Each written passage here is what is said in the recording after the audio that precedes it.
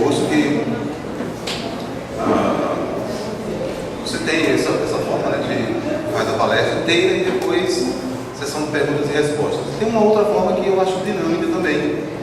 É claro que quando isso dela perder o foco, né, descontrolar, é fazer intervenções à medida em que o tema for sendo exposto. Eu não tenho nenhuma dificuldade também com essa forma, sem que isso gere um debate. Que se há uma intervenção, então espera-se que eu venha tratar disso. Se houver uma réplica, eu vou dar uma réplica e aí vira um debate, não é bem por aí, ok? Então nós podemos fazer dessa forma também. O assunto que eu vou tratar nessa manhã é sobre a apologética, e é claro que eu vou abordar a apologética de um modo geral e quero tratar um pouco sobre a apologética reformada. Essa talvez seja a parte mais difícil, porque há um desconhecimento enorme acerca do que seria a apologética reformada. Então eu vou abordar o assunto primeiramente sobre o que é a apologética, o que ela trata, seus fundamentos, porquê, importância, e ainda mais porque eu estou ciente de que na nossa época a palavra apologética não cai muito bem. Numa época de pluralismo, de relativismo, falar em apologética é falar sobre existem verdades e erros e mentiras, que existem certos e errados, que há como se pensa, uma religião certa, só que examinando o pluralismo, examinando o relativismo, eles são bem mais danosos. Eles são danosos porque eles impedem a liberdade de expressão, a tentativa de impedir o diálogo, são extremamente intolerantes. Eu não conheço um pluralista que seja tolerante, são extremamente tolerantes. Douglas Wilson tem uma sacada que eu acho muito legal. Ele diz assim, que os tolerantes, né, da nossa época têm dois dogmas. O primeiro é: você tem toda a liberdade de dizer o que quiser, e o segundo é: calha a boca. Eles defendem a liberdade de expressão, de opinião, você pode, desde que não seja aquilo que contraria o que eles pensam, né? Aquele, né, Augusto diz assim, conto, não tenho certeza, né, que o Henry Ford, né, o criador lá do carro, da marca Ford, alguém sugeriu, os carros eram todos pretos, só saíam carros pretos, né? E alguém sugeriu que ficasse assim uma outra cor, né? Ele disse: olha, ótimo, né? O carro pode ter a cor que for, qualquer cor, desde que no final seja preto, né? Então os intolerantes da nossa época pensam desse modo: você tem toda a liberdade de expressão, desde que aquilo que você vai dizer não fira o meu posicionamento. Então não é liberdade legítima, eles são mais danosos, irmãos. E quando o cristianismo surgiu, ele surgiu num ambiente como o nosso, um ambiente extremamente plural, religioso, com muitos desafios. Roma era a casa de todos os deuses e de todas as religiões, e o cristianismo tinha seu espaço. Só que o cristianismo é, por natureza, excludente. Um cristianismo que não é excludente, não é, veja, ele é inclusivo no sentido de que ele tem espaço para todos, mas ele é excludente porque ele coloca algumas condições. Por exemplo, alguém que nega o credo apostólico não é cristão, por mais que ele ache bonitinho o credo. Eu acho tão bonzinho, tão bonitinho. Mas se ele nega as proposições do credo apostólico, ele não é cristão. Então alguém não tem espaço para esse. Tem espaço para um budista ser cristão? Claro que tem um espaço para um budista se tornar cristão, desde que ele aceite os termos do cristianismo, porque se ele não aceitar, não é cristão. Então o cristianismo é por natureza excludente. Ele é inclusivo no sentido de que recebe todos, mas ele é excludente no sentido de que ele coloca condições. Então o cristianismo do primeiro século era mais ou menos do mesmo tipo.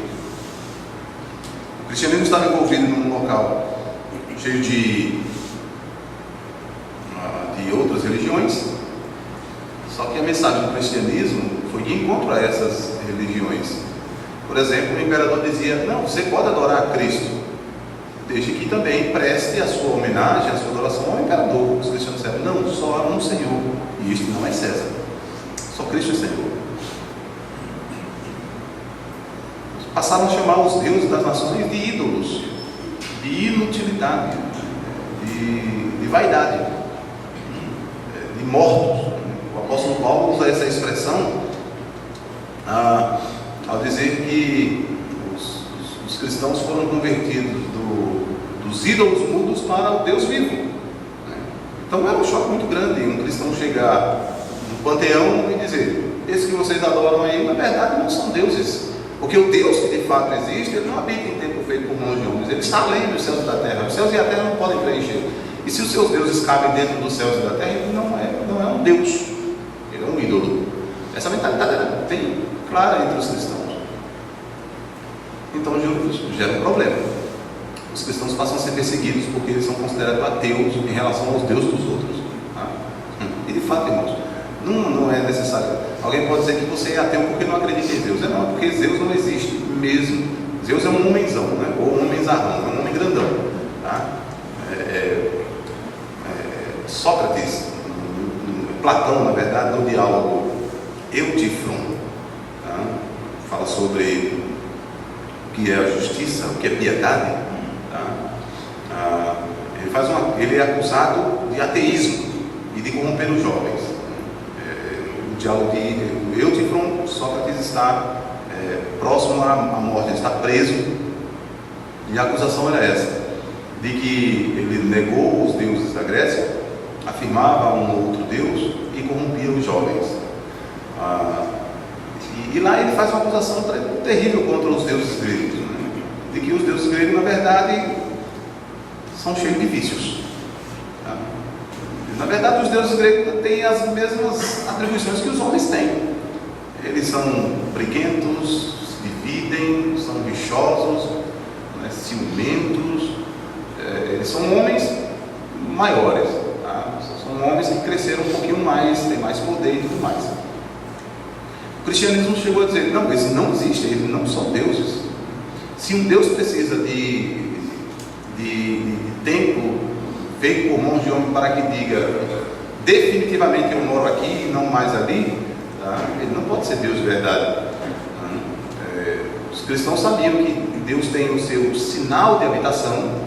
O sinal de habitação não é o local definitivo da sua habitação, porque o Senhor mesmo disse quando ordenou a construção do seu templo, disse: eis que os céus, nem mesmo os céus podem me conter. Mas está pensando que vai ser esta casa, e a prova de que esta casa não me contém definitivamente é que, por ocasião dos vários exílios, o templo foi destruído. A concepção cristã é de que Deus é transcendente e imanente. Então os cristãos se depararam com isso. Eles excluíram todos os deuses, disseram não a César. O César não é o Senhor, somente Jesus é Senhor. Essa expressão, Jesus Cristo é o Senhor, era um confronto com o imperador. A expressão Filho de Deus, aqui também era atribuído. Então, Cristo é o verdadeiro Filho de Deus, ele é Deus encarnado, ele é Deus na terra. César é um homem, a Escritura narra no texto de Atos que um morreu porque, um imperador, morreu porque não deu a glória a Deus, ou seja, era mortal. Então, os cristãos se depararam com isso. A nossa época é semelhante. Tem espaço para todas as religiões, desde que não seja cristã, que negue aos outros. E por que eu tenho que negar? Meus irmãos, porque a negação, e eu vou ingressar mais um pouco adiante, a lei da não contradição está aí, eu não posso negá-la. Então, eu não posso ter duas mentalidades, duas pessoas que pensam acerca da religião em proposições opostas e elas acreditarem que essas duas proposições sejam verdadeiras. Por exemplo, a Escritura ensina que o Senhor Jesus Cristo é o único caminho para Deus o Pai. João 14,6, eu sou a verdade eu sou o caminho e a verdade e a vida. E ninguém vem ao Pai senão por mim. Cristo está excluindo qualquer outro caminho. Mas aí surge um grupo religioso ou algum líder religioso diz que todo caminho leva o homem a Deus, desde que ele faça algumas práticas de boas obras, etc. Ora, ou Cristo mentiu ou ele está mentindo. Os dois não podem estar falando a verdade. Não, mas podem ser complementares. Não há verdades contraditórias que se complementem. Tá? Alguém está mentindo. Ok? Então, até mesmo em matéria de religião, a lei da não contradição prevalece. Ela existe, ela está lá. Essa é a lei que as pessoas mais detestam. E elas tentam burlar essa lei com a expressão: olha, mas isso é minha opinião, para abrandar, né? E eles terminam contando, antes de ingressar, eles terminam contando uma historinha. Para mim, a história mais cheia de falhas. E quantos aqui não ouviram a história do elefante dos cegos? Quantos aqui já ouviram essa história? Somente esse dois. Conhece a história do elefante dos cegos? 5 cegos apalpavam um elefante. Já ouviram? Eu comecei a contar, já ouviram, né?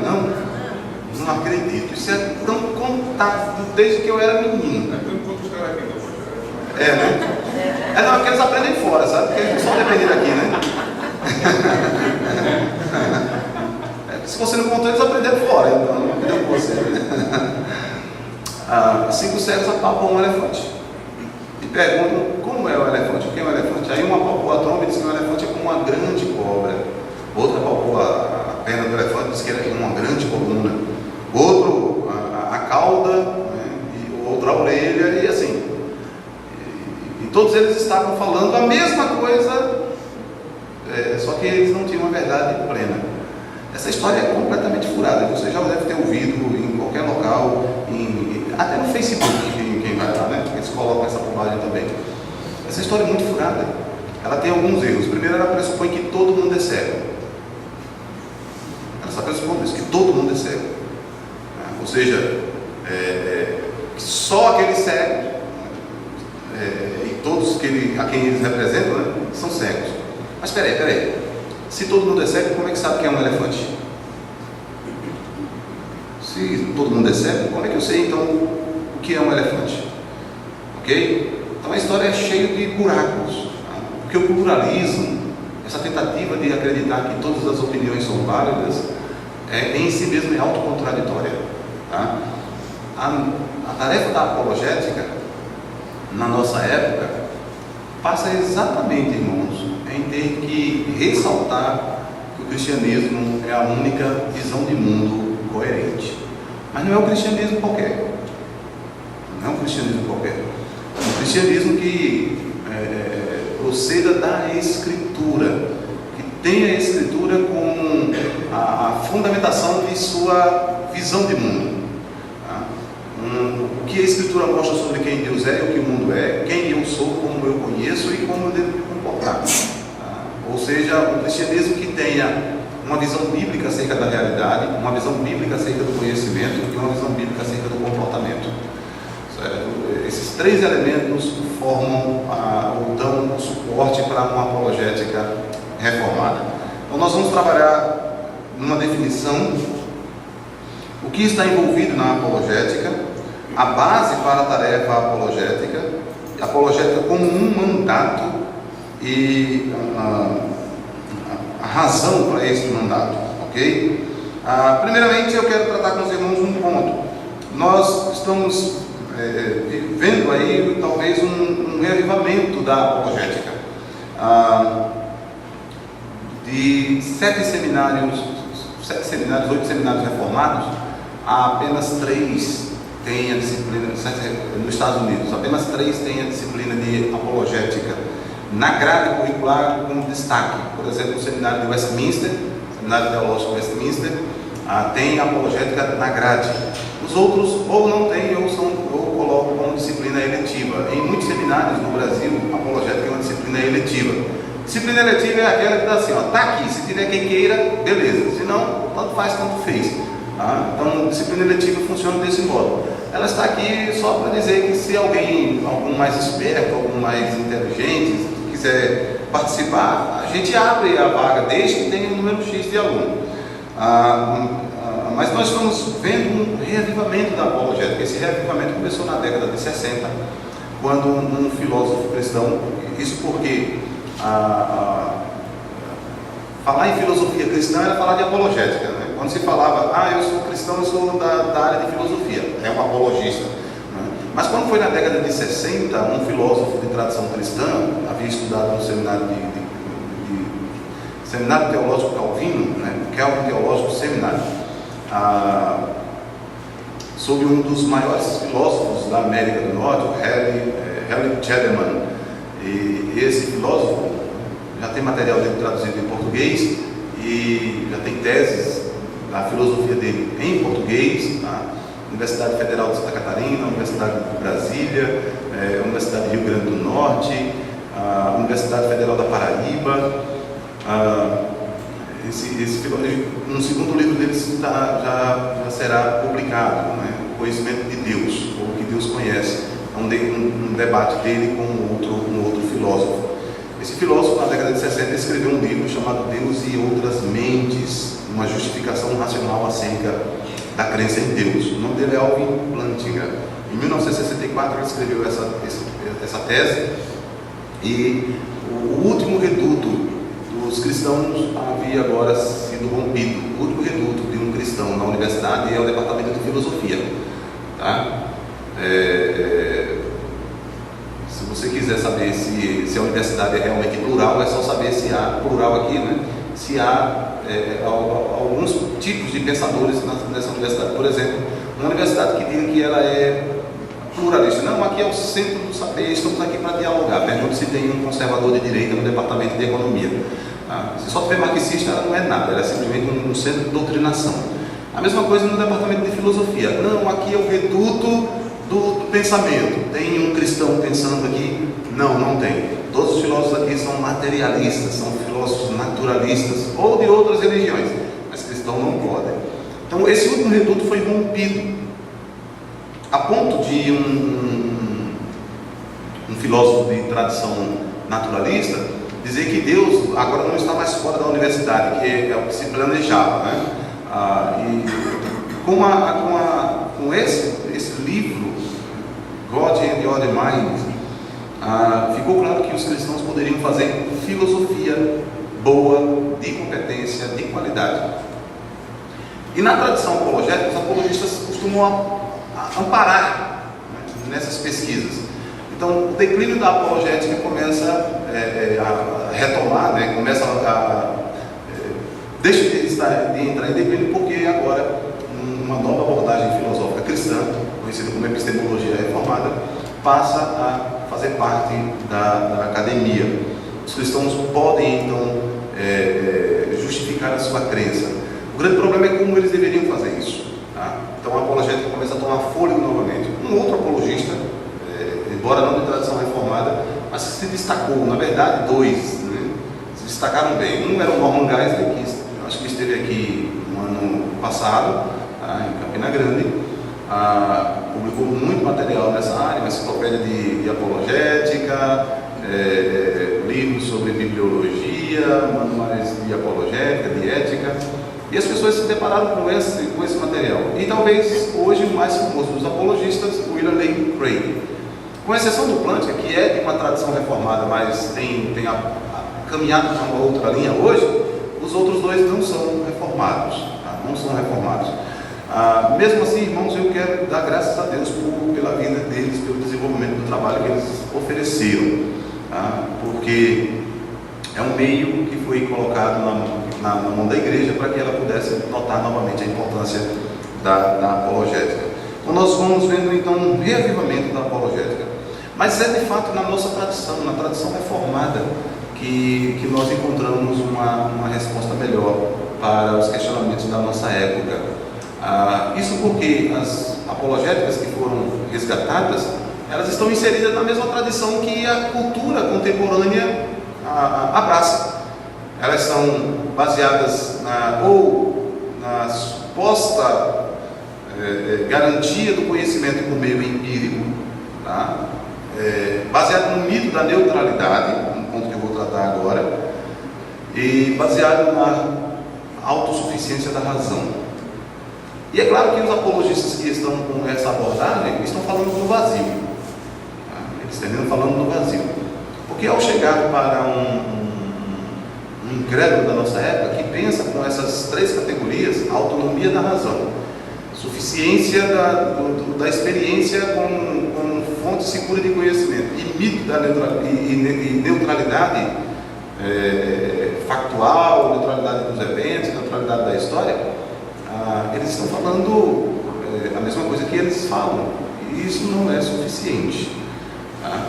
Então eu entendo que existe uma abordagem bíblica, que a própria Bíblia faz isso, que comunica com mais segurança o Evangelho, né, ou a defesa da fé nessa nossa época. Então, esse declínio é deixado de lado e há um resgate. O resgate é pela via racionalista e empirista. Esse resgate da apologética se dá por esse caminho, e por isso mesmo a apologética nos nossos dias é sempre vista como o Senhor da apologética, qualquer um da apologética é o Senhor que tem resposta para tudo, que sabe absolutamente de tudo, tá? E é o cara mais chato da escola, da universidade, do trabalho, né? Porque ele está sempre certo. A mentalidade da nossa época não se adequa mais a esse tipo de visão. Isso quer dizer então, Gaspar, que porque a mentalidade da nossa época não se adequa a isso, eu também devo cair no relativismo? Não. Porque a mentalidade da nossa época está fundamentada, irmãos, num mito que eles derrubaram, conhecido como o mito da neutralidade. Até a virada do século XX, acreditava-se que a ciência seria, daria resposta para absolutamente tudo. O iluminismo, a maturidade do homem, a época da maturidade do homem, profetizou que a religião iria desaparecer, que a ciência daria resposta para tudo. Então, se alguém estava com uma dor de cabeça, não era mais um espírito ou não era mais um castigo divino, era simplesmente um distúrbio físico. Se ela foi capaz de descobrir isso, ela descobriria qualquer outra coisa, inclusive como funciona o próprio homem. Francis Schaeffer disse que o grande problema do iluminismo foi que ele colocou o homem dentro da mesma caixa com qualquer outro objeto, e o homem não se viu como um objeto, né? Surge uma filosofia a partir disso, conhecida como romantismo e existencialismo, em que os homens passam a confiar na subjetividade. Quando chega na década de 1914, o mito do homem com maioridade cai por terra por causa da Primeira Guerra Mundial. A ciência, que seria a responsável por fornecer todas as respostas, inclusive para a felicidade humana, foi a responsável por criar um meio mais eficaz de matar. Então passou-se a examinar, a partir do romantismo e do existencialismo, passou-se a verificar que o homem tinha alguma coisa a mais. E este algo a mais é que impedia que ele fosse neutro. E uma prova de que você pode ver que o homem não é neutro, basta pedir o seguinte: peça a um médico da Souza Cruz para que ele diga se o cigarro faz bem ou mal. Certo? Peça ao departamento de marketing da Souza Cruz para que eles façam uma estatística, uma pesquisa para saber se o cigarro dá câncer. A Souza Cruz nunca vai assumir isso. Tá? Se elas colocam na carteirinha de cigarro, né, a imagem de alguém doente, cancerígeno, é por uma imposição do governo. Não é porque eles acham legal. Tá? Agora você peça a Sociedade Protetora dos Anticânceres, né, para que eles façam o mesmo resultado. Eles vão fazer, vai dar exatamente contrário a outra proposta. Ou, para ser mais chato do que eu já sou, peça ao diretório político do PT para que faça uma pesquisa para saber como é que está o Ibope, né, de seus candidatos. São os melhores do mundo. A mesma coisa se você quiser pedir ao PSDB, qualquer outro diretório, porque os homens não são neutros. Eles não são neutros. Eles estão carregados, né, de pressupostos, de paixões. Eles trazem consigo uma carga existencial muito grande. E nessa descoberta cai por terra aquilo que é chamado de mito da neutralidade. E é por isso que quando um apologista de tradição tradicional ou evidencial chegam e falam, alguns deles dizem assim: olha, está vendo, o túmulo está vazio. O túmulo está vazio. E vamos examinar os fatos. O incrédulo da nossa época vai dizer: na verdade, isso aí é a sua interpretação. Existem outras interpretações, existem outras maneiras de a gente observar isso. Eu me lembro que num debate entre o Bart Ehrman e o William Lane Craig sobre a ressurreição de Jesus, e olha que ressurreição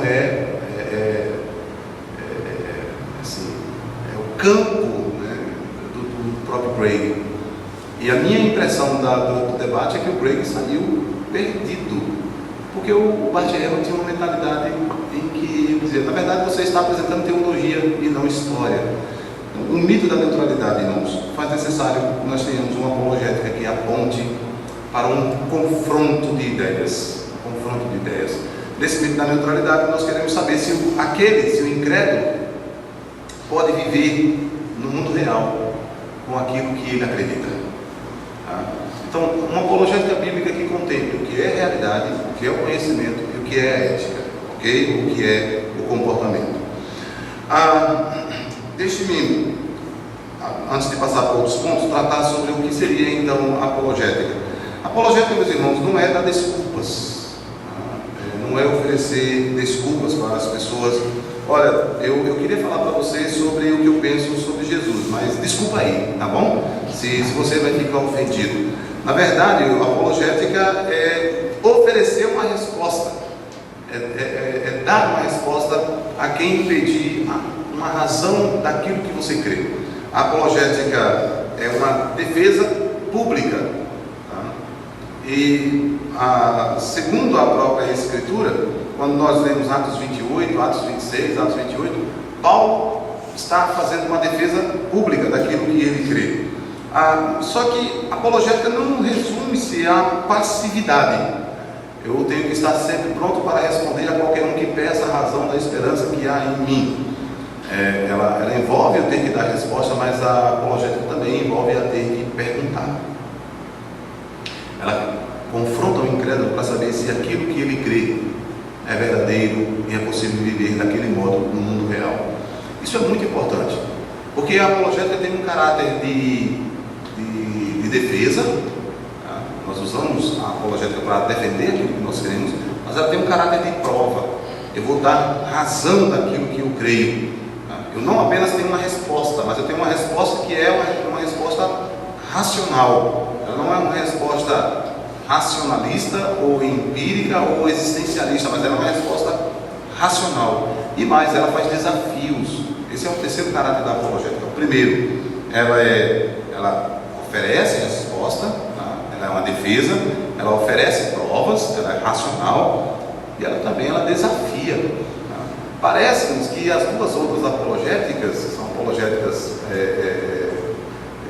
de tradição não reformada, elas estão sempre prontas para dar respostas, mas nunca para desafiar os incrédulos.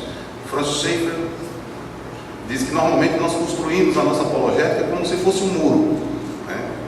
Ficamos dentro do muro porque nós estamos protegidos ali.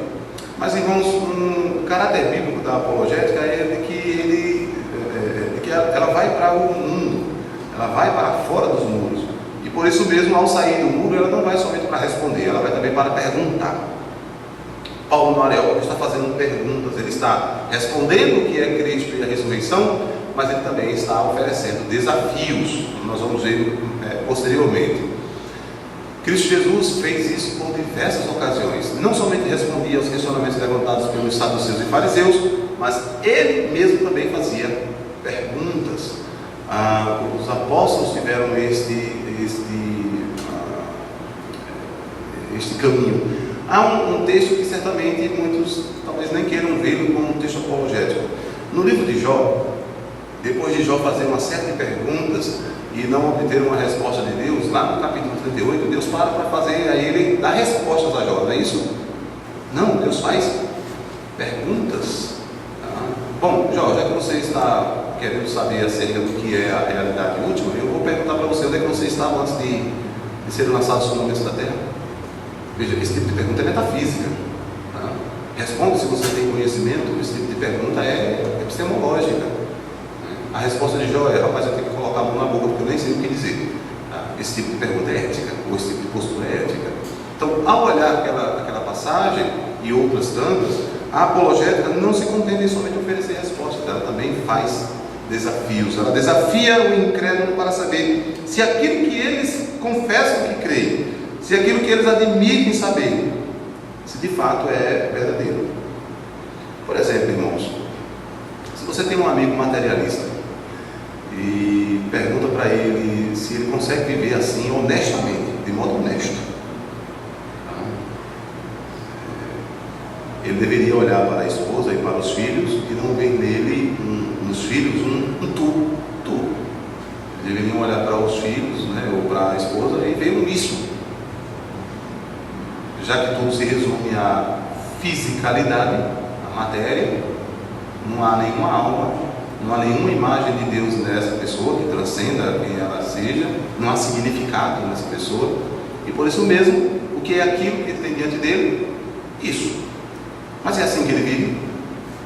É assim que você conhece algum materialista na universidade? Tenho certeza que você conhece muito. É desse modo que eles vivem? Não. Eles abraçam os filhos e dizem: tu, eu, amo. Veja, esse tipo de expressão não faz sentido para um materialista. Um materialista, quando deixa o jaleco no laboratório, quando ele chega em casa, ele não leva o jaleco. Ele vive de outro modo. Então há um conflito entre o modo que ele pensa que é a realidade, aquilo que ele conhece e aquilo que ele vive.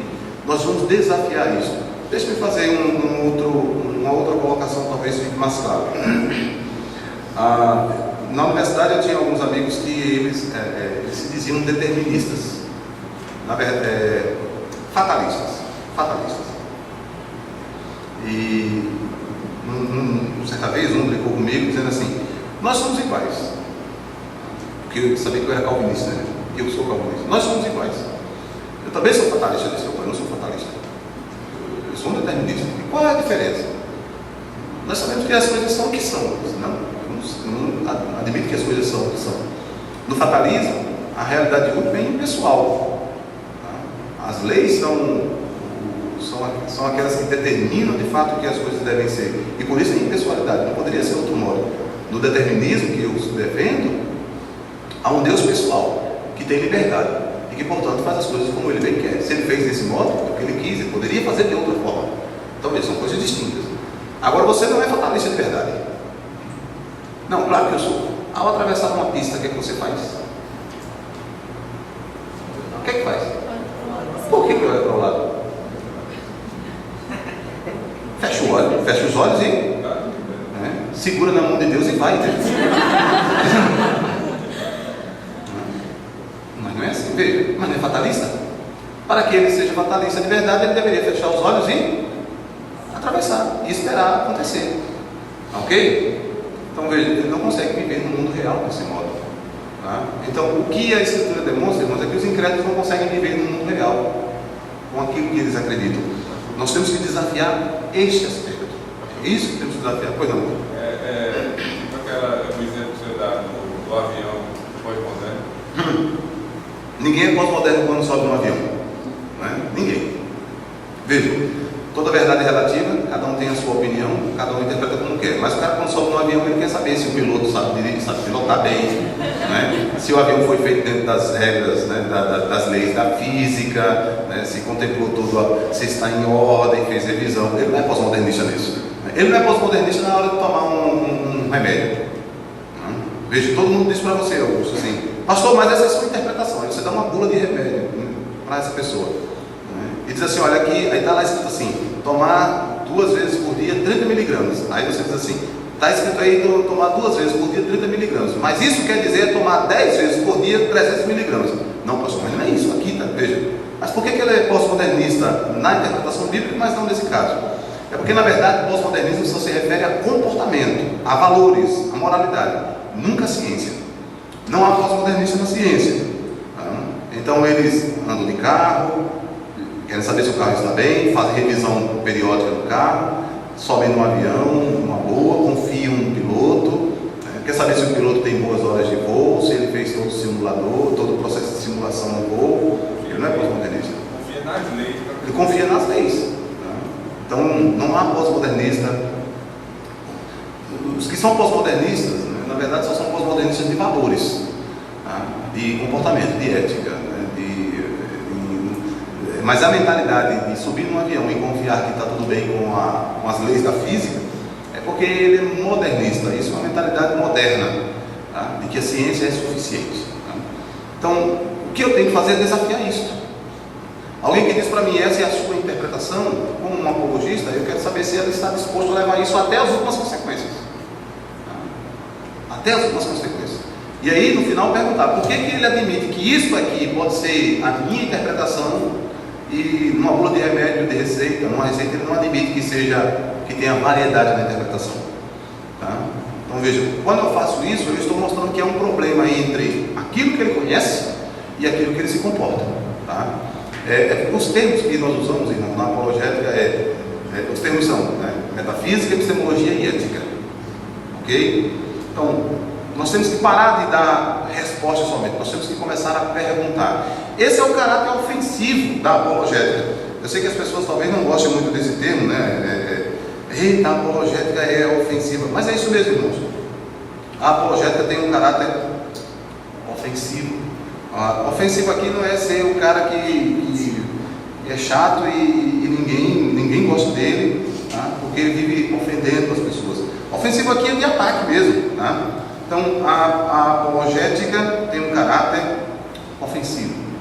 Os cristãos precisam parar de dar desculpas e começar a fazer perguntas. Então, entenda, falar em apologética não é, em hipótese alguma, estar oferecendo desculpas. Desculpa aí, eu creio assim, sabe como é que é? Não é isso.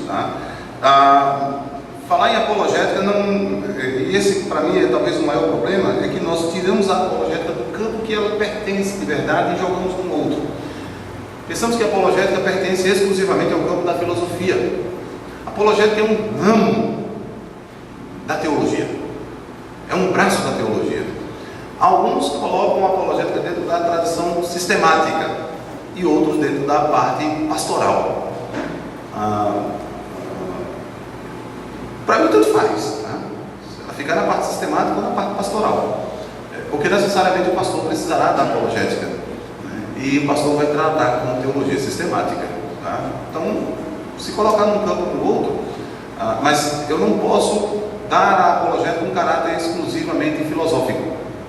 Isso porque, ao fazer isso, eu estou dizendo que a apologética é simplesmente uma arte intelectual, uma espécie de MMA, da teologia, da filosofia. Quem souber mais filosofia, mais lógica, mais argumentação, ganha. Não é isso. A apologética é um ramo da teologia. Outra coisa, a apologética não se envolve, irmãos, com questões questiúnculas, com questões minoritárias. Eu não vou ficar discutindo com ninguém quantos anjos cabem na cabeça do alfinete. Isso não é apologética. Okay? Então, alguém perguntou por que os anjos os anjos caídos não são salvos. Eu tenho uma resposta: Deus não quis salvá-los, pronto. Mas eu não sei mais.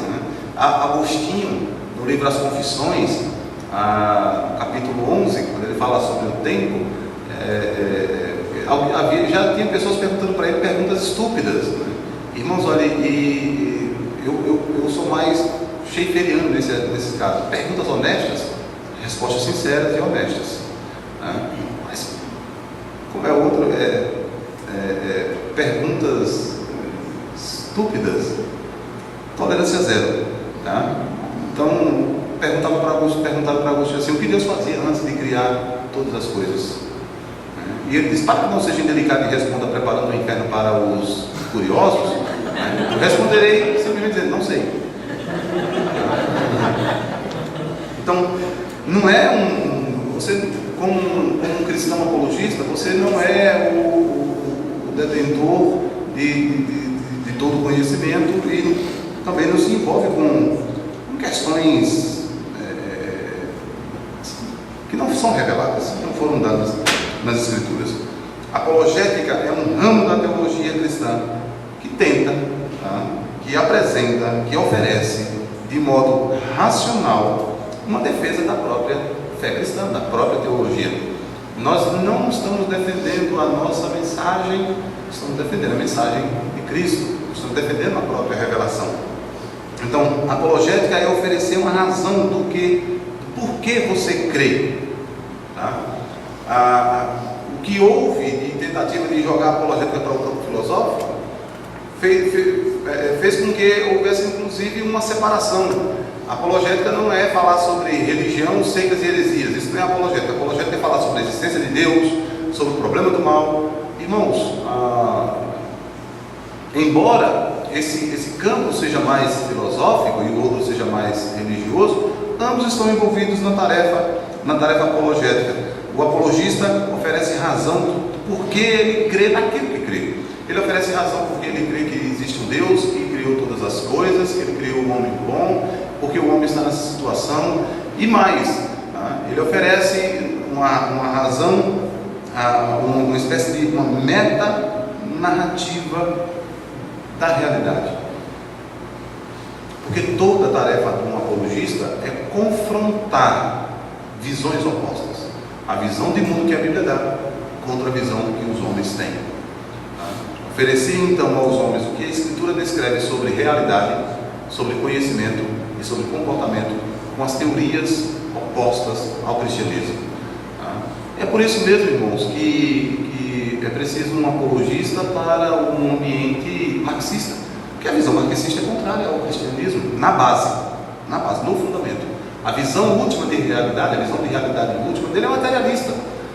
Então, eu sou um cristão e alguém me confronta como cristão, sendo ele, se há marxistas por aqui, você tem que considerar esse aspecto. Na superfície tudo é bonitinho, o problema é que o que está na base. Ele tem um aspecto materialista e eu sou cristão. O meu aspecto último não é materialista. Qual é a fundamentação última do cristianismo? Deus criou todas as coisas. A realidade última nossa é pessoal e sobrenatural. E plural, una e plural, triuna. Mas se o cara é um marxista convicto, legítimo, não meia boca, a realidade última é material. Então veja, eu não estou agora para discutir com um indivíduo sobre a existência de Deus. Eu estou tratando com ele sobre outro aspecto. Por que eu sou um cristão? Eu vou desafiá-lo nisso e vou apresentar a razão porque eu creio nisso. Então, apologética significa dar razão. O Schaeffer acredita que a apologética é um pré-evangelismo. Eu tenho dificuldade com isso. Porque na tarefa da apologética eu vou confrontar, mas vou apresentar a solução. Bom, antes de aprofundar mais um pouco, eu quero que você compreenda o que é que está envolvido na apologética. Primeiramente, está envolvido conhecimento.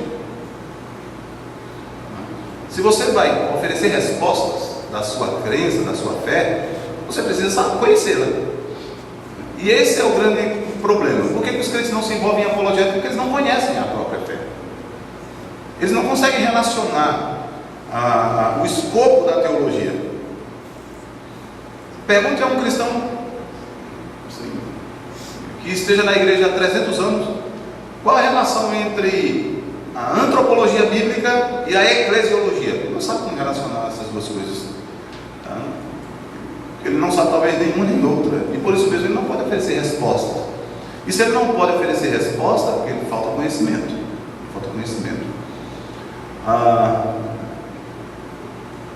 E conhecer também, inclusive, irmãos, os desafios que precisam ser lançados.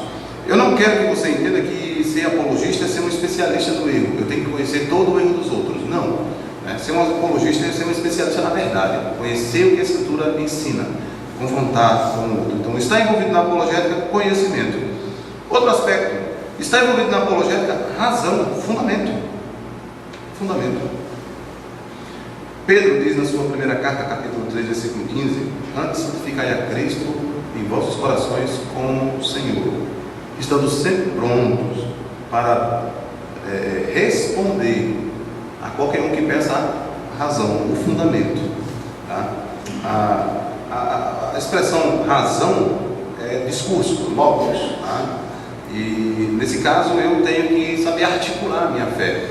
A fé cristã, irmãos, não é uma experiência subjetiva somente. Tá? Ela é comunicável. Ela é comunicável. Vejamos o credo apostólico, um resumo da fé cristã. Creio em Deus Pai Todo-Poderoso, Criador do céu e da terra. Essa é uma proposição, é isso que eu comunico. Tá? Essa é a proposição que eu estou comunicando. Tá? E eu posso explicar essa proposição, eu posso aprofundar? Sim, claro que posso. Mas é essa proposição que é comunicada. Isso não passou da experiência. Eu não senti isso. Tá? Eu comuniquei e alguém ouviu. A segunda proposição. E creio em Jesus Cristo, seu único Filho, que nasceu da Virgem Maria, padeceu sob o poder de Pôncio Pilatos, foi crucificado, morto e sepultado, desceu ao Hades, ao terceiro dia ressurgiu dos mortos, subiu aos céus, onde está sentado a destra de Deus Pai, enviado para vir julgar os vivos e os mortos. Veja o que faz o credo. Eu creio em Jesus Cristo, nasceu da Virgem Maria, padeceu sob Pôncio Pilatos. Eu tenho duas coisas aqui que talvez você não perceba. Eu tenho um evento sobrenatural na história. O credo, quando afirma que Cristo padeceu sob o poder de Pôncio Pilatos, está dizendo que o seu nascimento virginal se deu no tempo da história. Veja, eu não senti isso. Eu posso comunicar isso. O grande problema é que, como eu não tenho uma razão, um fundamento bíblico no meu conhecimento, eu ofereço o cristianismo laranja. Já ouviu falar em cristianismo laranja? Já ouviu? Fosse meu aluno no seminário. Nunca falei não. Eu só ensinava coisa séria, né? Estou muito cheio de historinha. O cristianismo laranja é aquele que você oferece para as pessoas assim: você conhece Jesus? Não. Você precisa ter uma experiência com Ele. Tá bom, como é que é isso? Olha, eu não sei te falar bem ao certo o que é. É como se eu chupasse uma laranja e perguntasse a você que sabe ou tem. Esse é o evangelismo laranja. Tá? Esse tipo de cristianismo é falho. Ele é falho porque você não está comunicando conhecimento e factualidade. Não é um discurso. Porque alguém pode dizer assim: você precisa ter uma experiência com Krishna. Como é que é isso? Só experimentando. É o mesmo tipo. Eu me lembro que no exame de candidato, eu perguntei a um candidato, ainda bem que eu sou do presbitério de cá, né? Então eu perguntei a um candidato assim: fale para mim acerca da sua conversão. O que você ouviu? Porque a conversão não é uma experiência subjetiva. Tá? A justificação não é uma experiência subjetiva. A santificação não é uma experiência subjetiva, claro. Mas eu não tive uma experiência subjetiva anterior, antes disso. Eu tive uma proposição: crer no Senhor Jesus Cristo será salvo, tu e tua casa. E crie nessa proposição.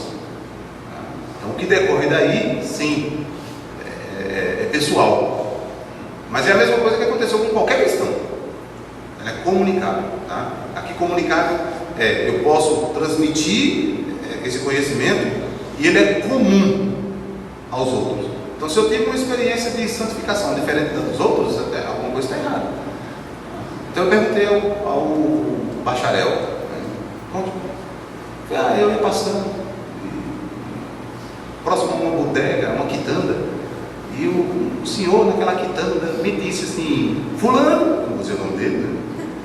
Jesus te ama. Eu achei tão bonito aquilo, sabe? Fui para casa, fiquei pensando naquilo e pronto, foi assim. Só sei que foi assim. Aí eu disse: eu vou contar para você como é que foi a minha. Eu ia passando próximo a um armazém e lá estava um muçulmano, e ele disse: Gaspar, Allah te ama. Eu me tornei muçulmano. A experiência é diferente? Não. O que nos falta, irmãos, além do conhecimento, é como articular esse conhecimento, como oferecer uma razão, como dispor este conhecimento de modo que ele faça sentido para quem ouve. O evangelismo laranja não faz sentido para quem ouve. Eu preciso saber articular a fé. E por isso, na apologética está envolvido lógica. Você não precisa ser um Saul Kripke, né?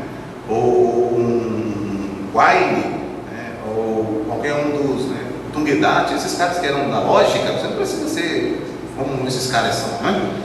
Mas você precisa o mínimo possível de lógica, pelo menos 3 coisas da lógica. Reconhecer que quando uma coisa de fato ela é, reconhecer que se uma coisa se contrapõe a isto, é contrário a ela, ou uma contradição a esse fato, ou é um fato A ou um fato B. Tá? As chamadas 3 leis da lógica, 3 coisas básicas que você vive constantemente. Quando você olha para o seu gato, você vê, não é um cachorro, é um gato. Tá? Se alguém chegar e dizer assim, isso é um cachorro, aí você diz, não, não é, porque essa pessoa está contradizendo. Ou é um gato ou é um cachorro. 3 leis básicas da lógica: lei da identidade, lei da não contradição e lei de ter sido excluído. Então você precisa ter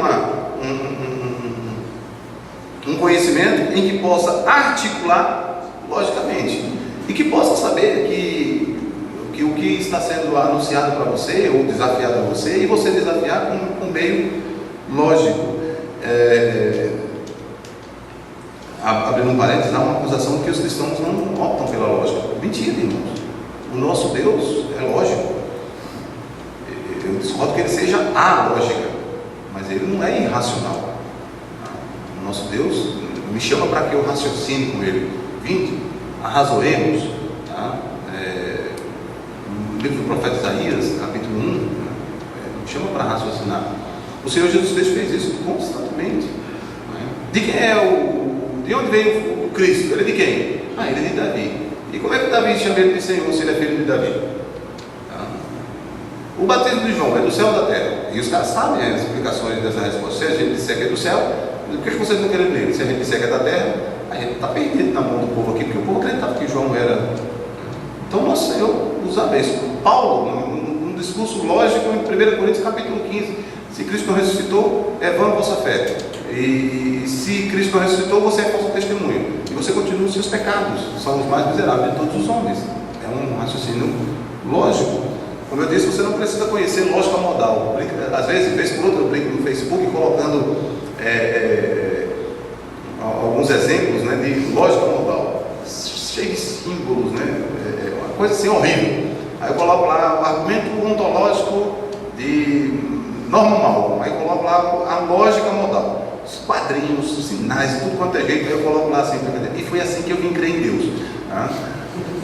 Você não precisa saber aquilo, mas você tem que saber o mínimo possível. A nossa época é uma época que detesta a lógica. Detesta a lógica. E nós deveríamos amar a lógica. Tá? Como uma ferramenta que Deus nos dispôs a fim de saber pensar. Na apologética está envolvido o caráter. Testemunho. Tá? As pessoas não olham a Cristo diretamente, irmãos. As pessoas nos olham. Mas se vê a Cristo, elas nos veem. Elas querem saber quem nós somos. A nossa época é extremamente experimental. E ela quer saber se aquilo que você está confessando faz sentido na prática. E por isso que um apologista precisa ter testemunho, precisa ter caráter, o caráter de Cristo. O texto de Pedro diz que responder com mansidão e temor. Tá? Certamente essa é uma parte muito difícil para nós, para os apologistas, e especialmente para mim. Eu sei que a minha fama é de que os meus argumentos são aditratórios. Os que riram sabem dessa história, né? Os que não riram não sabem e continuam sem saber, irmãos. Mas as pessoas confundem mansidão com passividade. E se porventura você for um pouco mais incisivo, as pessoas pensam que você está sendo grosso. Numa época como a nossa, que ela é extremamente experimental e sentimental, qualquer afirmação mais contundente é vista com grosseria. Isso não tem nada a ver com grosseria, sim. Não pode ser característica do apologista. Envolve o caráter do apologista a sinceridade. Não sei. Não parei para pensar nisso. Porque o apologista não é a enciclopédia ambulante, ele não é o Google de Deus, né? Tudo que você digitar acreditar tem de resposta, não é isso. Mas certamente exige dele um conhecimento mais abrangente, claro. E do cristão exige um conhecimento da Escritura, um conhecimento sólido da Escritura, associado então ao caráter, ao testemunho e tremor, ou temor. No caso, irmãos, como apologista, aquilo que você diz, como alguém que dá testemunho, como apologista, aquilo que você diz tem peso de verdade. E veja, se você não conhece, você corre o risco de ensinar enganos. E se você não tem uma razão, não pode ordenar isso num discurso, então você corre o risco também de formular isso de modo incoerente, falta lógica. E no final das contas, o seu caráter vai ser questionado, ele é um mentiroso. E é claro que um apologista briguento também não é o ideal, não faz parte do caráter cristão, como diz o apóstolo Paulo na sua segunda carta de Timóteo, capítulo 2, que ao servo do Senhor não convém contender. E eu coloquei por fim, por último, mas não menos importante, o senhorio de Cristo. Em 1 Pedro, todos esses elementos eu tirei de 1 Pedro no capítulo 3, versículo 15. Ele começa: antes santificai a Cristo.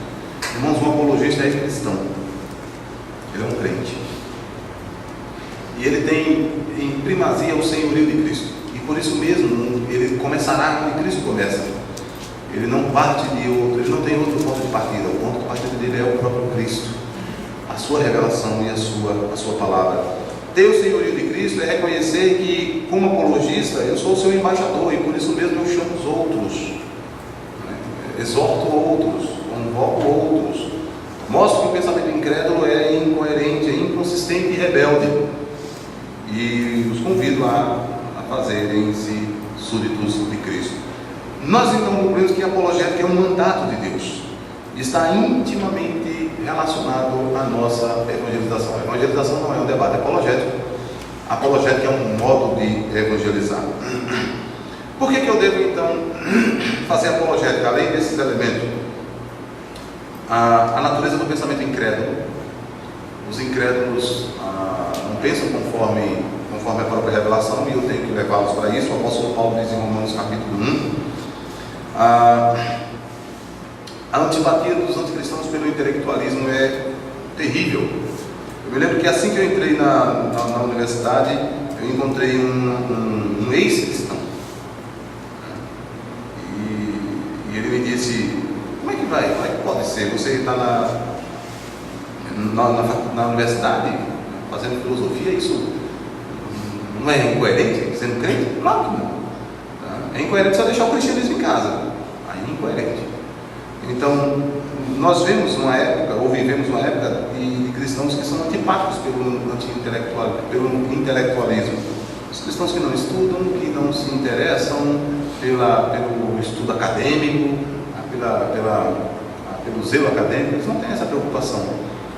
E é claro, meus irmãos, que isso faz com que os cristãos não estejam preparados para a apologética. A apologética é primariamente uma disciplina bíblica, portanto. E por que a defesa do cristianismo foi colocada aí ao lado no departamento de filosofia? A apologética tem tido uma reputação equivocada, como se fosse uma disciplina filosófica.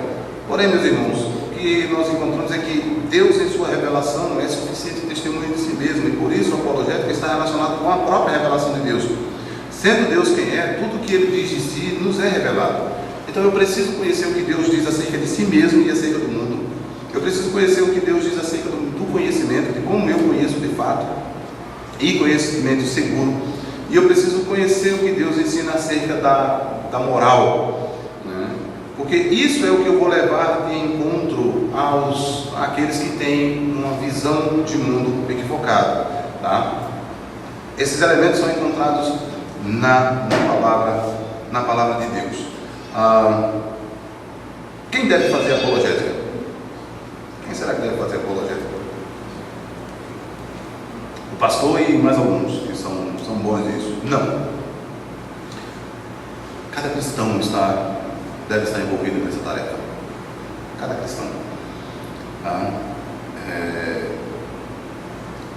cristãos, diz o escritor Judas, né, diz que ele sentiu a necessidade de escrever acerca da nossa fé comum, né? Isso porque alguns estavam desviando, então eles estavam preparando os irmãos daquela igreja para que eles pudessem batalhar pela fé que uma vez foi dada aos santos. A batalha da fé não é de poucos, é de cada cristão. O Senhor Jesus fez apologética, tá? Ele apresentou a sua vida como um cumprimento das profecias, seus milagres, a sua ressurreição foi predita. O apóstolo Cristo corrigiu a falsa interpretação da Escritura por diversas ocasiões. Os apóstolos fizeram apologética, a igreja de Cristo envolveu-se na tarefa apologética. Paulo fez isso em Gálatas e em 1 Coríntios, o apóstolo João fez isso nas suas 3 primeiras cartas. A igreja fez isso por meio do período pós-apostólico. Justino Marco tem um livro chamado Primeira e Segunda Apologia. Irineu de Leão escreveu um livro contra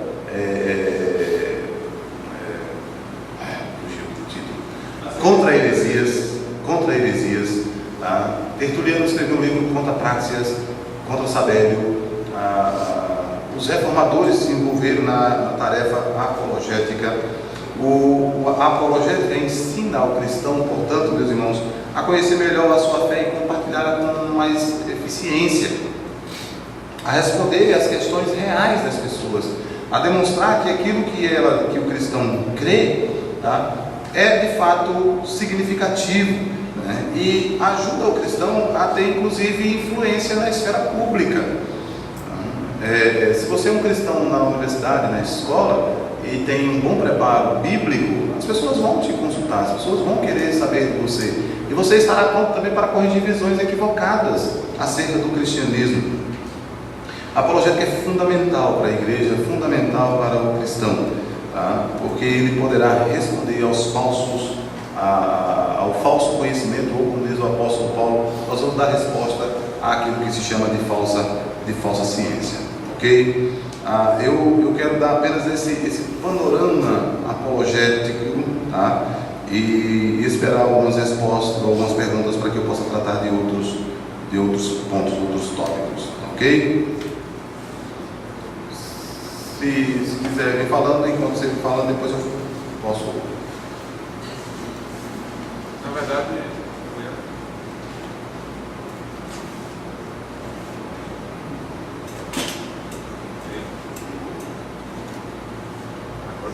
eu queria, como a gente está com pouco tempo, passar logo para as perguntas. Alguém tem alguma pergunta para fazer? Atrás. Vamos.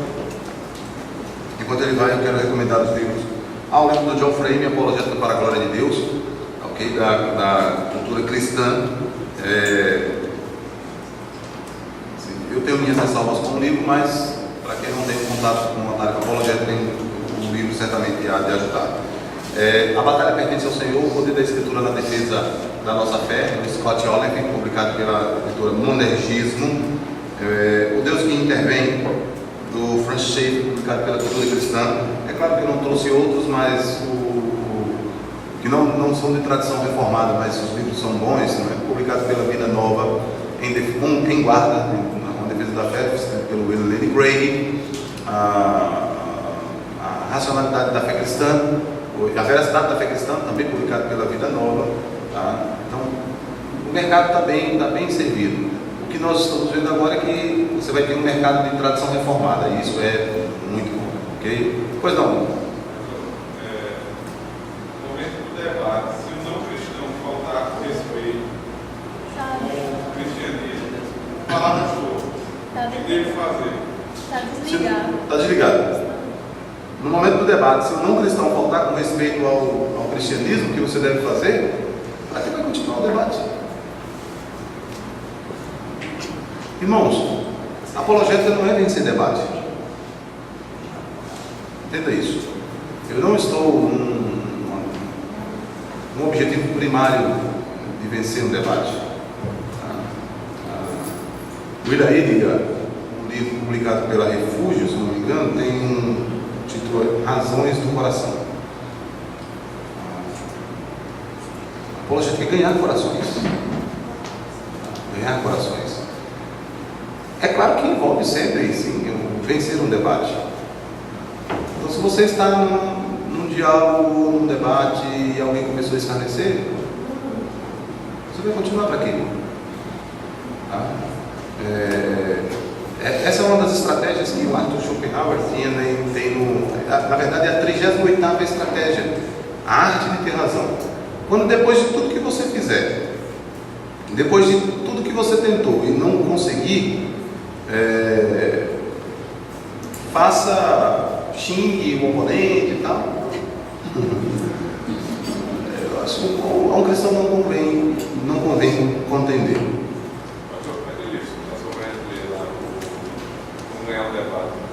É do Arthur Schopenhauer. São 37 estratagemas. Estratégia, né? Tem um resumo na internet. Tem.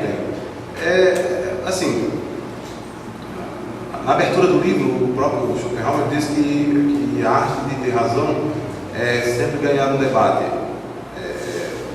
Faz et ne faz, né? De modo lícito ou ilícito.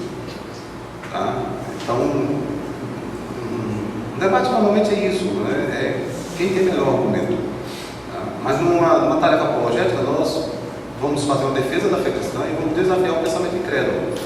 Certo? É claro que vamos apresentar isso com argumentos, mas no final das contas não é o debate pelo debate. Qual a sua opinião sobre a resposta do Frame a Jay Adams sobre a origem do mal? Essa resposta aparece no livro Apologética para a Glória de Deus, certo? E deixa eu ver só a página, cadê? Nos apêndices, né, dele, né? Nos apendicites dele também. Réplica de Jay Adams a Frame. E não tem a resposta, aparece nesse. Bom, tá aqui. Depois, se vocês quiserem, procurem por lá para encontrar. Qual é a minha dificuldade, não somente com um e com o outro? É que parece que o problema do mal para esses dois irmãos, tá? Não tem uma resposta. Tem uma resposta categórica, definitiva. E, embora eu não creia que o livro que tenha sido publicado, O Problema do Mal, Problema do Mal, como é que é? Deus e o Mal, Problema Resolvido, também eu acho que é muita presunção, tá? Porque se fosse o problema, deixaria de existir. Eu costumo falar assim, o chamado problema do mal. Então, ainda assim, há um espaço que eles colocam, né, para uma tentativa de autonomia. Eu não concordo com isso.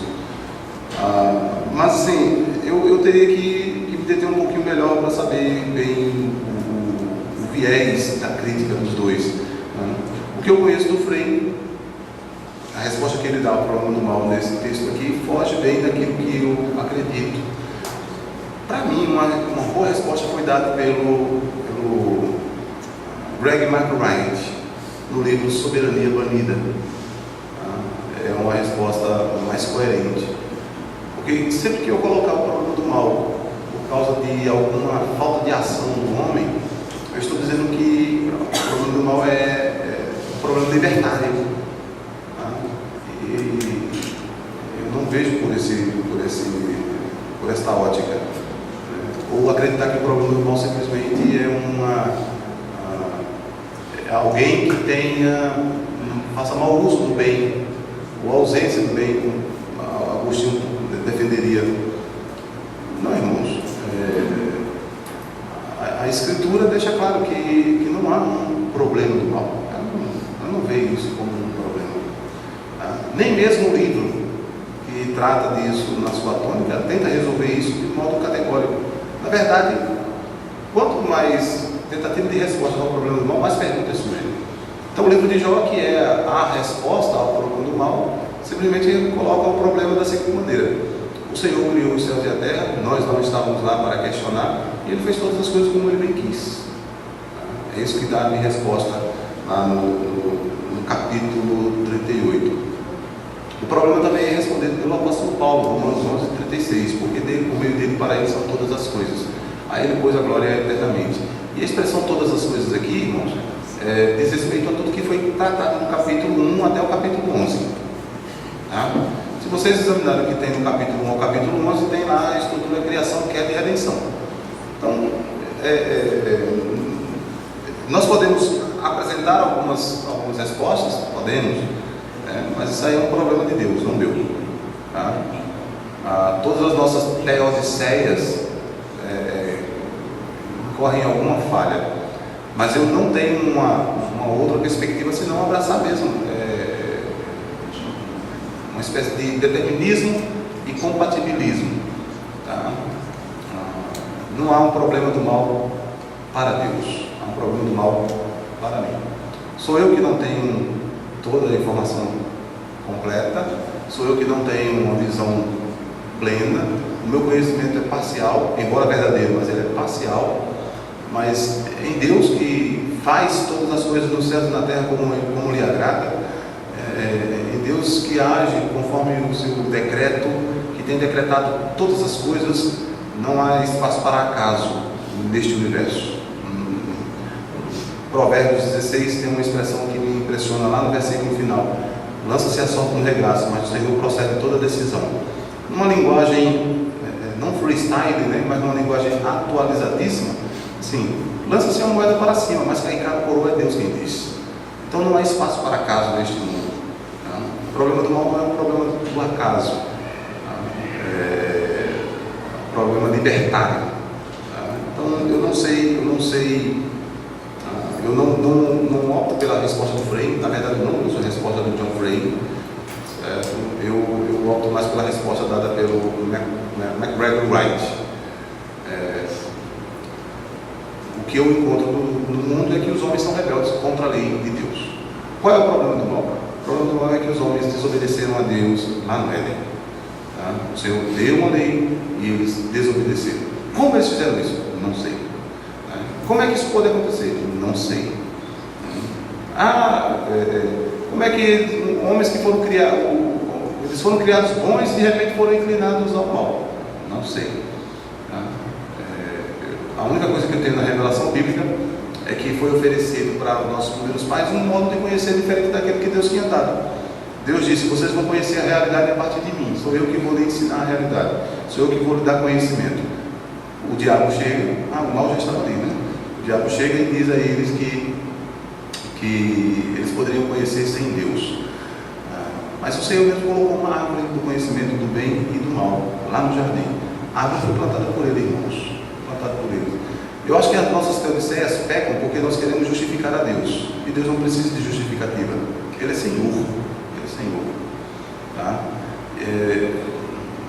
Para eu finalizar esta parte, você só tem 3 alternativas: ou o mal sempre existiu ao lado de Deus, isso é incoerente, Deus é o último, é a realidade última, não há mal em Deus, tá? Então o mal tem que ter uma origem, ou o mal foi criado, no sentido de trazido à tona por algum ser fora de Deus, que também não faz sentido.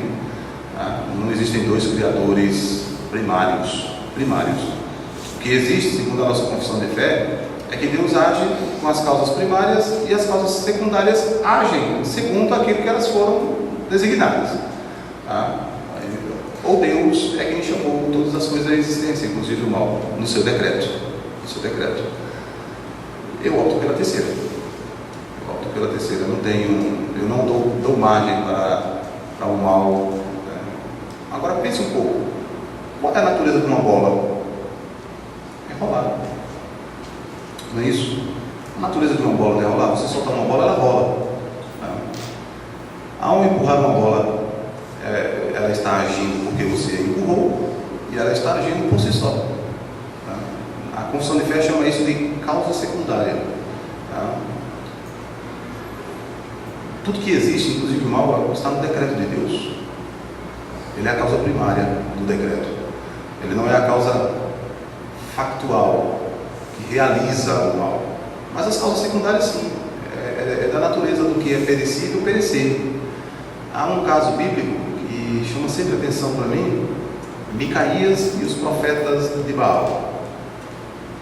Micaías fez uma profecia, está no texto de 1 Reis, capítulo 22, e Micaías havia dado a profecia de que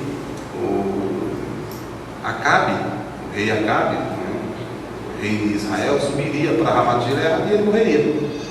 E Micaías disse de onde ele tinha tirado essa informação. Ele viu o Senhor no seu trono e o exército do céu reunido em volta de Deus. O exército do céu são os anjos, tá? E há uma ocasião em que o Senhor pergunta assim: quem induzirá Acabe a subir a Ramat Gileade, a pelejar e morrer? Ora, era o que Deus queria, que Acabe subisse a Ramat Gileade e morresse. E a Bíblia diz que um dizia de uma maneira e outro dizia de outro modo. Ou seja, daquele exército do céu sai um espírito do meio dele, não é um espírito demoníaco, mal. Alguns querem ver isso, eu não vejo isso. Era do exército do céu que lá estava. Diz assim: eu farei isso. E o Senhor diz assim: como? Diz: eu sairei e serei espírito de mentira na boca dos seus profetas. E o Senhor diz assim: sai e ainda prevalecerás. A resposta de Micaías é que me faz tremer. Diz assim: eis agora que o Senhor pôs espírito de mentira na boca de todos os seus profetas. Irmãos, parece que para os profetas o fato de Deus fazer isso não era mal, porque Ele é soberano. Ele é soberano. Agora deixa-me fazer uma pergunta para você: qual foi o maior mal causado na história da humanidade? Foi um homem bom, um único homem bom, sofrer. Foi a ira de Deus, não foi isso? Foi um único homem bom. E quem fez isso? Ok? Mal é perspectiva também. Mal é perspectiva. Aquilo que é considerado mal para nós, dentro do decreto de Deus, pode ser considerado bom. Mas se Deus disser que alguma coisa é mal mesmo. A sua natureza diz o que é bom e mal. Ok? Então, se quiserem, eu recomendo, leiam um livro do Clark, O Problema do Mal Resolvido. Eu aconselho, eu acho um livro muito bom. Mas leiam o livro do MacGregor Wright, A Soberania Banida. Tá? Para mim, uma das melhores respostas sobre o problema. Outra aqui: a defesa de Paulo em Atos é uma apologia à fé cristã? Sim. Todas elas. No capítulo 26, no capítulo 28, inclusive abre o texto com essa expressão, Paulo levantando a mão em sua defesa. Ela não é uma apologia moderna como nós pensamos, mas, por exemplo, em Atos 17, Paulo está fazendo uma apologia à fé cristã. Então sim, a defesa dele em 1 Coríntios capítulo 15 é uma apologia à fé cristã acerca da ressurreição. Os gregos negavam a ressurreição e Paulo defende a ressurreição, tá? Então, você não pode... Você pode pensar que simplesmente era um testemunho, tá? Mas a partir do momento em que ele se pôs para responder por que ele era cristão, o que houve que ele deixou de ser perseguidor e passou a ser perseguido, né? Deixou de perseguir a igreja e passou agora a proclamar o Evangelho, ele está fazendo uma defesa da fé cristã, ok? Como podemos defender a nossa fé num ambiente acadêmico onde não há espaço para o Evangelho e onde predomina a doutrinação esquerdista, né? Ora, quando se diz que não há espaço acadêmico para o Evangelho, na verdade, agora há pouco eu estava conversando com um colega e disse: às vezes nós confundimos, meus irmãos, como eu falei, a proclamação do Evangelho com um testemunho, tá? Mas veja, o ambiente acadêmico é um espaço onde eu, como cristão, posso viver e ser acadêmico biblicamente orientado. O que é isso? Eu não preciso ter, como nós fizemos aqui de ontem para hoje, em cada ocasião eu tenho que citar um versículo bíblico, tá? Ser biblicamente orientado é entender o que a Bíblia fala sobre metafísica, epistemologia e ética. E a Bíblia tem uma visão sobre economia também. Ela tem uma visão... outra coisa, eu não quero que você pense que esse maniqueísmo direita e esquerda... eu não me deixo levar por esse tipo de maniqueísmo, ok? O problema não é ser direita ou esquerda, isso é o de menos. O problema é o que está no fundamento, né? Porque você pode ser de direita e ser materialista, do mesmo jeito, tá? A diferença entre você e a esquerda é simplesmente do que você pensa de valores, mas o fundamento metafísico é materialista, tá? Então, no ambiente acadêmico, você pode viver biblicamente orientado. Por exemplo, um livro do André Bieler, O Pensamento Socioeconômico de João Calvino. Quando você lê esse livro, você vai verificar como a fé reformada ou o calvinismo impactou a economia, sem necessariamente ter que citar um versículo bíblico, certo? Porque eu não preciso de ter um catálogo. A Bíblia não é um catálogo. Eu tenho os princípios nela. Esses princípios que são revelados por Deus é que eu preciso aplicar no ambiente acadêmico. Então, você é um cristão? Procure fazer seu trabalho da melhor qualidade possível. Porque o que você está defendendo com a melhor qualidade possível do seu trabalho é que você está fazendo para a glória de Deus. Então, faça uma excelente pesquisa. Inove na pesquisa. Se você vai chover no molhado, por exemplo, você vai falar sobre justiça social. E aí você apresenta uma pesquisa sobre o que pensa um personagem João Calvino sobre justiça social. É um trabalho diferenciado. Você vai mostrar que não só tem a visão esquerdista de pensar o assunto de justiça social. Eu me envolvi com uma universidade. Assim, eu fico sufocado, porque eles falam, quando eles vão falar sobre justiça social, é tudo teologia da libertação. Parece que não há outra fonte. Eu fiz uma crítica nos trabalhos exatamente a isso, né? Todos os teóricos que passaram para ler, todos eles ou envolvidos com teologia da libertação, teologia da missão integral, teologia latino-americana, né? São nomes diferentes para o mesmo fundamento. Eu até brinco, né? Na verdade, essas teologias funcionam como um tiquinho de Jesus. O tiquinho de Jesus é o seguinte, mais uma historinha. Uma professora sempre ensinava as suas crianças acerca de Jesus. Jesus para cá, Jesus para lá, Jesus para lá, o tempo todo. E um dia ela resolveu inovar. Chegou na sala de aula não falando sobre Jesus, mas falando sobre um personagem. Ela disse assim: crianças, o que é pequeno, pelinho cinza, orelhas grandes, olhos pretos, gosta de comer eucalipto? Ninguém respondia. Vamos, crianças, vocês sabem o que é? Respondam. Olhinhos pretos, pelinho cinza, come eucalipto, fica pendurado no eucalipto. O que é? O que é? E ninguém respondia. Uma criança levanta a mão e fez assim: olha, professor, eu sei que é Jesus, mas parece um koala. Então, é o que parece que a teologia, missão integral latino-americana, teologia da libertação, parece fazer. Eles colocam um tiquinho de Jesus. Parece Jesus. Entendeu? Mas é marxismo. Parece Jesus, mas é marxismo. Tá? Então, num ambiente acadêmico,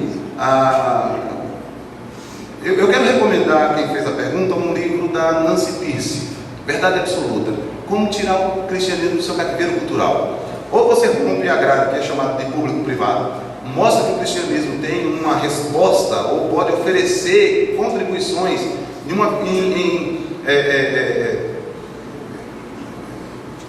fugiu minha palavra. Mas, por exemplo, o Peter Singer, se não me engano, na área de sociologia, ofereceu uma resposta cristã espetacular para a área de previdência social. Tá? O Alvin Plantinga para a área da filosofia e outros. No livro da Nancy Pearce tem esses exemplos. Faça o mesmo. Use uma cunha. Sabe o que é cunha? Aquele objeto que serve para prender a enxada. Não é isso? Ele prende a enxada porque ele abre. Tá? Ou ela serve para abrir madeira. Coloca-se a cunha numa fenda e bate a cunha até abrir a madeira. Faça isso. Você é um cristão da universidade? Faça seu trabalho com uma excelente qualidade. Traga coisas novas na sua pesquisa. No primeiro momento eles podem dizer assim: mas isso aqui é religião. Fundamente para mostrar que não é religião. Tá? Faça uma coisa desse tipo. A gente chama isso de trabalho biblicamente orientado. A Universidade Presbiteriana Mackenzie faz isso com uma excelente qualidade. Tá? O Felipe Fontes, um amigo, professor lá da Universidade Mackenzie, é o responsável pela área de educação da Mackenzie.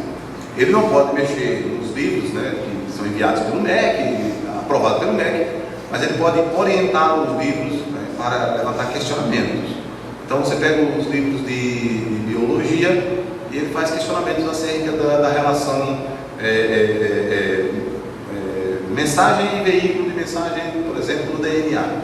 Faz esse tipo de questionamento. É por aqui que você tem que caminhar. Se não for por aí, você vai ser sempre tolhido. A universidade, na verdade, irmãos, não é um ambiente de pluralidade acadêmica. A universidade tem servido simplesmente como um ambiente de exclusão de quem não pensa semelhante a eles. Tá? Paulo já descreveu isso em Romanos capítulo 1.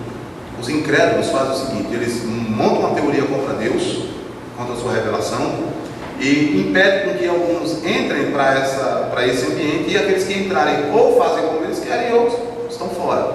Então, nenhuma inteligência é permitida na universidade, nenhuma inteligência. Porque se fosse permitido, você poderia ter a liberdade de pensar a partir da ótica cristã sobre economia, sobre política, sobre ação social, sobre ciências sociais. Eu vou dar um exemplo do que tem acontecido na universidade. Design inteligente. Acho que muitos aqui já ouviram falar sobre isso. Tá? Com o colapso do darwinismo, o neodarwinismo é uma tentativa de fazer síntese, né, de surgir, de fornecer respostas aos problemas levantados pela descoberta do DNA e suas mensagens. Né? O projeto do design inteligente tem sido uma resposta. E eles têm aberto, né, eles estão conseguindo abrir fendas nas universidades. Tá? Algumas resistem. Mas quando alguém faz o relacionamento entre uma célula e um programa de computador, para demonstrar que ambos carregam mensagens, está fazendo alguma coisa diferenciada. Tá? Foge do evolucionismo e apresenta um bom posicionamento. Você defende a sua fé no ambiente acadêmico desse modo. Qual a opinião do pastor sobre a ideia de identificar Deus com a lógica? Eu já acabei de dizer, né? A lógica é impessoal, Deus é pessoal. E também sobre o uso de analogia que Van Til faz. Na verdade, essa pergunta aqui, assim, eu posso responder a quem fez em particular. Aqui é uma questão mais técnica mesmo, especialmente na questão da analogia. A analogia é o modo como nós conhecemos, irmãos. O conhecimento pode se dar de modo unívoco, ou seja, um objeto é o mesmo para mim e para Deus, de modo equívoco, ou seja, são diferentes para nós dois, ou analógico. Tá? Eu conheço semelhante a Deus, mas não igual. Então, eu diria que sem analogia eu não teria conhecimento. Tá? Se eu colocar, para quem fez a pergunta, se eu defender o princípio de equivocidade, eu estou dizendo que eu tenho conhecimento igual ao de Deus. A diferença é que ele tem mais do que eu somente. Tá? E a diferença do conhecimento de Deus para o nosso não é de quantidade, é de qualidade. Tá? Não é de quantidade, é de qualidade. Deus conhece qualitativamente diferente de mim. Não somente mais, mas qualitativamente diferente de mim. Por exemplo, o conhecimento de Deus é analítico. Ninguém precisa informar a Deus que 7 mais 5 é igual a 12. Ele não faz essa operação. Ele não faz isso. Eu preciso fazer. Eu preciso ter o conceito de número, eu preciso ter o conceito de som e o conceito de igualdade. Eu preciso fazer esse tipo de trabalho. Embora seja analítico para mim, porque não passa na minha experiência, mas ele é derivado. Alguém me passou esse conceito. Deus não tem esse conceito. Ele não precisa que seja informado para ele esse tipo de operação. Ele sabe. Tá? Deus conhece a si mesmo a gente chama de conhecimento analítico. Deus conhece a si mesmo analiticamente. Não há espaço ou mistério em Deus. Ele se conhece, ele conhece tudo que é fora dele, de modo único, né, sem passar na sua experiência. Alguém aqui, porventura, tem algum tipo de conhecimento desse? Não, nosso conhecimento é sempre derivativo, ou seja, nosso conhecimento é analógico. Por exemplo, nós conhecemos por comparação. Como é que você sabe que uma cadeira é melhor do que outra? Deus não tem conhecimento por comparação. Isso é melhor do que aquilo, por isso eu vou fazer tal coisa. Tá? O modelo para que Deus escolha se alguma coisa é boa ou não é a sua natureza. É quem Ele é. Então Deus não faz duas águas assim. Essa aqui é melhor do que aquela, porque tem um terceiro elemento que Ele examina e compara. Não, o conhecimento de Deus é analítico, mas o meu conhecimento não. Então o meu problema sobre essa pergunta é também sobre o uso de analogia que que Vantil faz é esse, porque sem analogia eu não conheço. Tá? E o outro caso, a ideia de identificar Deus com a lógica, porque Deus é de fato pessoal. Tá? E a lógica é impessoal, é uma lei. Tá? E, para ser mais exato, eu acredito que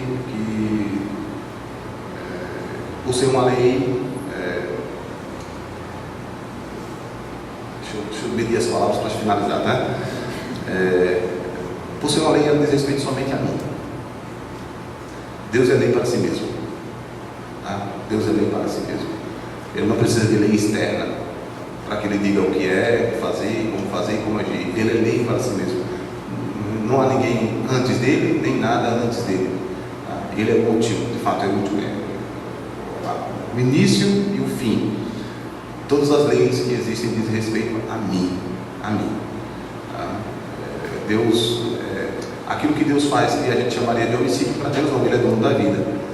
Aquilo que Deus toma da natureza, da criação é dele, não é roubo. Roubo sou eu. Né? Até eu brinco com os colegas, né? Se Deus diz assim, eu fiz tudo isso por amor do meu nome, a minha glória não dou a ninguém. Porque quando Deus diz isso, não é orgulho, não é soberba, mas se eu disser né? Porque no meu caso tem outros semelhantes a mim. Né? Tem outros que são melhores do que eu, mais capacitados, né? Alguns mais feios do que eu. Né? Pensar que eu ia dizer mais bonito, né? Mais feio do que eu, porque mais bonito eu até duvido. Pelo menos eu tenho testemunho da minha mãe, da minha esposa e das minhas filhas. Né? Então, se eu disser qualquer coisa desse tipo, eu estou desconsiderando outros. Mas eu pergunto, existe algum outro Deus além do Senhor? Não.